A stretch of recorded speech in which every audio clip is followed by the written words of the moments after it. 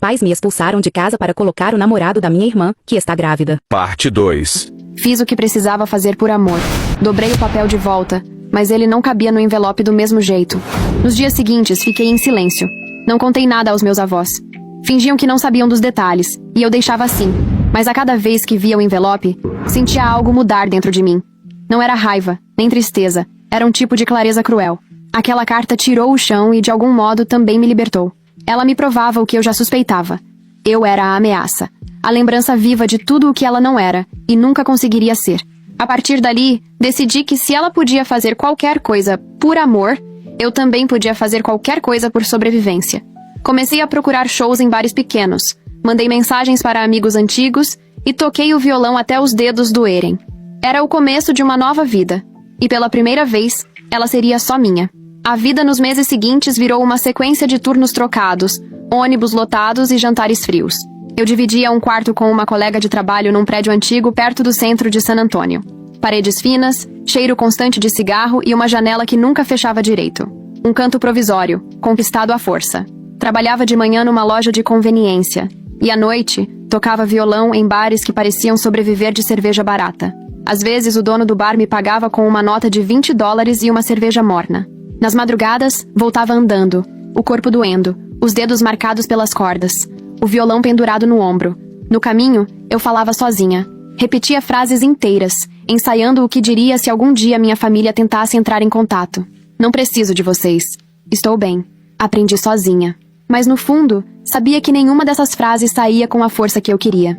Houve noites em que o vazio pesava tanto que eu sentava no chão do banheiro do quarto dividido e chorava. Chorava porque ninguém ali lembrava que eu existia. Mas também houve momentos pequenos, quase invisíveis, que me mantiveram de pé. A primeira vez que uma desconhecida me procurou depois de um show e disse que a música parecia ter sido escrita para ela. O dia em que consegui pagar o aluguel sem pedir adiantamento. A manhã em que comprei um novo jogo de cordas e percebi que não precisava mais escolher entre tocar ou comer. Comecei a tocar em lugares melhores. Pequenas casas de show, festivais locais, eventos independentes. Nada grande, mas o suficiente para que meu nome aparecesse em cartazes impressos. Eu os guardava todos, como quem coleciona provas de existência. Numa dessas noites, um produtor local se aproximou. Disse que gostava do meu som cru, sem maquiagem. Falou sobre um projeto que envolvia trilha sonora para um filme independente. Não acreditei muito no começo. Parecia papo de bar, mas ele me ligou dias depois.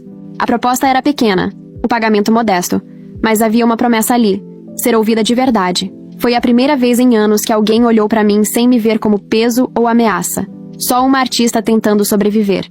O convite oficial veio por e-mail. O assunto era curto. Trilha para projeto independente, Pittsburgh. Abri achando que fosse spam, mas era real. O mesmo produtor que conheci no bar escrevia de forma direta. Precisamos de alguém com autenticidade. Se ainda estiver tocando, venha fazer um teste. Passagens não cobrimos, mas o adiantamento cobre parte disso. Pittsburgh. Soava distante, quase como outro país. Juntei minhas economias e embarquei 2 dias depois. Peguei um ônibus até o endereço que ele me mandou. Um pequeno estúdio de música num prédio, escondido entre uma padaria e uma loja de pneus. O produtor me cumprimentou com um aperto de mão e disse: "Aqui a gente não busca perfeição, só verdade." Gravei 3 músicas em sequência, sem ensaio. Voz, violão e o nervosismo. Quando terminei, ele não disse nada. Ficou me olhando, balançando a cabeça, e depois soltou um: "É isso." Assinamos um contrato pequeno, quase simbólico, com um adiantamento que mal cobria o aluguel de um mês. Com o primeiro pagamento, aluguei um pequeno estúdio na parte leste da cidade, dividido com mais 2 músicos. Gravei ali as primeiras faixas oficiais. Nos dias em que a saudade batia, e ela batia, mesmo depois de tudo, eu relia a carta da minha irmã, não por nostalgia, mas para lembrar de onde eu tinha vindo. Atualização 2. O telefone tocou numa manhã de sábado, pouco depois das 9 horas. Número desconhecido. Atendi achando que fosse algo do estúdio, talvez o produtor. Era minha mãe. Ela dizia que estava feliz por mim, que tinha ouvido notícias boas sobre meu trabalho.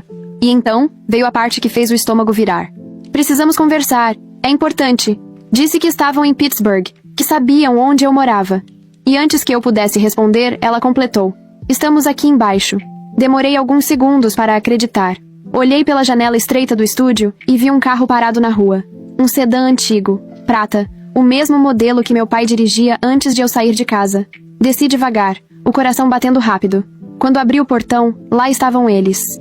Meus pais. lado a lado, com roupas simples e aquele olhar ensaiado de quem tenta parecer calmo. E atrás deles, minha irmã. Ela segurava uma bolsa grande e parecia mais velha do que eu lembrava. O cabelo desbotado, o rosto cansado e o mesmo tom de voz doce e manipulador de sempre. Você está ótima, de verdade, disse, como se estivéssemos nos vendo depois de um feriado, não depois de anos de silêncio. Meu pai abriu um sorriso rápido, quase artificial. Olha só você, a artista. O som da palavra artista na boca dele me deu náusea. Soava como deboche disfarçado de orgulho. Minha mãe, como sempre, foi a primeira a chorar. Tentou me abraçar, mas eu dei um passo para trás. Ela percebeu e fingiu arrumar a bolsa. Não queremos incomodar, só conversar. Deixei que entrassem. Talvez por instinto, talvez por curiosidade. O estúdio estava em desordem. Cabos no chão, partituras espalhadas. Mas mesmo assim parecia mais meu do que qualquer lugar onde eles já estiveram. Sentaram-se no pequeno sofá, e eu fiquei em pé, de frente, os braços cruzados. Ninguém sabia por onde começar. Foi minha irmã quem quebrou o silêncio. Eu sei que não mereço estar aqui, mas as coisas mudaram. Falou sobre o negócio dela, sobre o filho, sobre como o namorado a havia deixado há tempos. Disse que estava tentando manter tudo de pé, mas que era difícil sozinha. Pensou que eu poderia ajudar a cuidar da criança, já que eu sempre falava que queria ser mãe um dia. Meu pai, então, assumiu o discurso. O que sua irmã quer dizer é que estamos todos passando por uma fase complicada. Sua mãe e eu estamos aposentados, e as contas não param de chegar. Ele deu uma pausa e olhou para o relógio de pulso. Um gesto automático, quase irritante. Minha mãe completou. Queríamos recomeçar, como família. Eu ri. Um riso curto. Família? Agora? Ninguém respondeu. Minha irmã começou a se justificar. Falava rápido, tropeçando nas palavras, que tinha cometido erros, que não pensava direito, que era jovem e assustada. Tentou chorar, mas as lágrimas não vinham. Era mais teatro do que remorso. Você sempre foi forte, ela disse. E eu só queria que ele ficasse comigo. As mãos da minha mãe tremiam. Meu pai fingia olhar o celular. Então é isso? Perguntei. Vocês vieram pedir ajuda? Meu pai respirou fundo. Só até as coisas melhorarem. Aquele só até me trouxe de volta tudo. A mala na calçada, o silêncio da madrugada, o táxi atrasado, o portão do meu avô. Olhei para eles e senti algo estranho. Não raiva, nem piedade. Era uma mistura de vitória e luto. Eu não devo nada a vocês, disse devagar, palavra por palavra. Nem explicação, nem desculpa. Minha irmã me olhou com um desespero genuíno. Por favor, não faz isso. Você é a única que pode nos ajudar agora. Eu não respondi. Caminhei até a estante, abri uma gaveta e peguei um envelope velho, amarelado pelo tempo. A carta. Coloquei sobre a mesa, sem dizer nada. Ela reconheceu na hora. Os olhos dela se arregalaram, e o pouco de cor que ainda tinha no rosto sumiu. Lê, falei. Lê pra eles. Ela ficou parada. Meus pais se entreolharam, confusos. O que é isso? Perguntou meu pai. A verdade, respondi. O silêncio que veio depois foi o mais pesado da minha vida. Ela tentou esconder, mas o tremor das mãos era visível. Pegou o envelope com cuidado. Meus pais observavam, confusos, sem entender o que estava prestes a acontecer. Lê, repeti. Minha irmã engoliu em seco e abriu o envelope. Começou com voz fraca, trêmula. Você sabe que eu não queria que fosse assim. Minha mãe levantou o olhar na mesma hora. O problema nunca foi você, mas ele... Ela parou. Olhou pra mim, esperando permissão pra continuar. Eu fiz um gesto simples com a cabeça. Eu precisava ter certeza de que ele ficaria comigo. Meu pai franziu a testa. E pela primeira vez em muito tempo, o vi realmente confuso. Sem controle da narrativa. Sem saber o que dizer. O que é isso, pelo amor de Deus? Ele perguntou. Curta, comente, siga e compartilhe o perfil para a próxima parte.